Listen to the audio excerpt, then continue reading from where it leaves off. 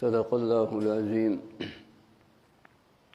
دا د اتشتمی سپاره د سوره حشر د یو آیات کریمه چې هغه د انصارو په فضیلت کې الله تعالی را لېږل دی. نو د هغې اخري یو جمله ده: ومن یوق شح نفسه فاولئک هم المفلحون. الله تعالی فرمایي چې څوک چې د نفس د بخیلۍ نه د هغې نه بچ کړلی شو نو دغه خلق کامیاب دی.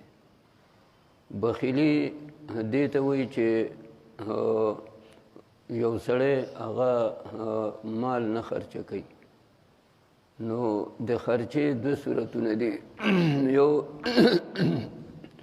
د خرچې د الله په لار کې خرچه ده، لکه زکات دی، عشر دی، قربانی ده، سرسایه ده، دا صدقات واجبه دا نه ورکوي، نو دا هم بخیلي ده. خو دا حقوق الله دی، د دې تعلق الله سره دی چې قیامت پر ورځ باندې الله ورسره څه کوي؟ زکات یې نه دی ورکړی، قرباني پې وه هغه یې نه ده کړې، یا حج پې فرض و هغه حج هغه یې نه دی کړی.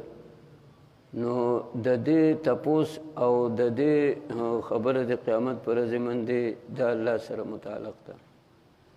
او یو حقوق العباد دي چې په هغې کې بخیلي کوي. ښځه ده، د هغې خرچه دا د خاوند په ذمه الله ایښې ده.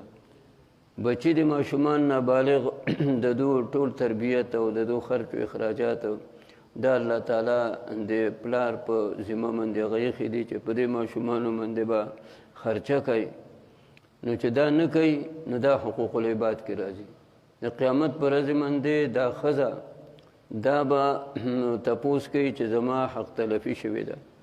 دا جهاد کې به تپوس کوي چې په موږ باندې د وطن مطابق او د معاشرې مطابق خرچه او د موږ پلار نه ده کړې. نو دا حقوق العباد دي. قرآن پاک کې الله فرمایي چې انک میت و انهم میتون ثم انکم یوم القیامة عند ربکم تختصمون.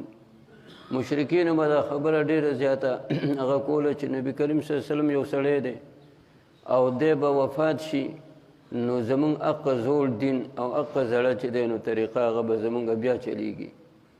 نو الله تعالی پیغمبر علیه السلام ته وایي که ته د دنیا نه ځې او ته چې دی نو وفات کېږي او عمرې نو دا به عمري که نه، دو به د کومه چېرته تر قیامته پورې ژوندي او بیا به د الله په مخ کې تاسو جګړه هغه به کوئ.